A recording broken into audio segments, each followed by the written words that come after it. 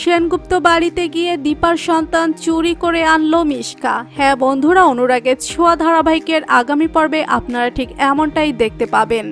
বিস্তারিত জানতে হলে ভিডিওতে একটি লাইক দিয়ে আমাদের চ্যানেলটি সাবস্ক্রাইব করে সাথেই থাকুন শেষ পর্যন্ত। দীপা যখন হসপিটালের বেডরুমে শুয়ে আছে, ঠিক তখন মিশকা এসে দীপাকে ইঞ্জেকশন দিয়ে মেরে ফেলতে চায়, কিন্তু তখনই তবলা এসে মিশকাকে ধরে ফেলে। তবলা বলে, মিশকা তুমি এমন কাজ কখনোই করতে পারবে না আমি বেঁচে থাকতে দীপার কেউই কোনো ক্ষতি করতে পারবে না।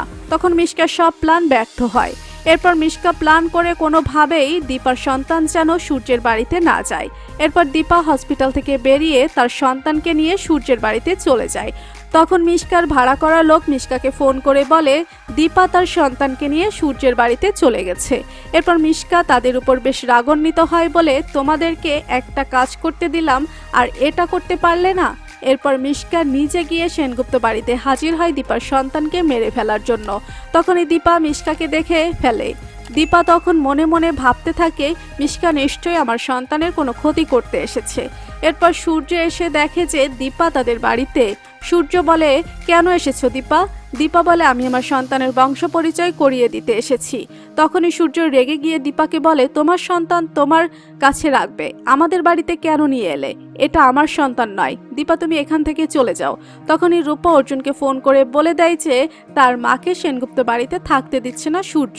এরপর সেখানে অর্জুন এসে হাজির হয়। তখন অর্জুন দীপাকে বলে, দীপা তুমি কেন এসেছো এখানে? তুমি কি ভুলে গেছো সূর্যের অপমান আর অবহেলার কথা? তখন দীপা বলে, না অর্জুন, আমি এখানে এসেছি শুধুমাত্র আমার সন্তানের বাবাকে পরিচয় করিয়ে দিতে।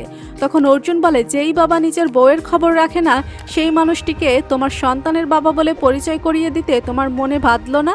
তখন দীপা বলে, কি করব আমি চাই আমার সন্তান বাবাহারা না হোক। এরপর সেখান থেকে দীপাকে নিয়ে অর্জুন চলে আসে। এদিকে সুযোগ খুঁজতে থাকে মিশকা, আবারও ব্যর্থ হয়। মিশকা মনে মনে ভাবতে থাকে, আমি আবারও অর্জুনের কারণে ব্যর্থ হলাম। কিন্তু মিশকা কিছুতে হাল ছাড়ছে না।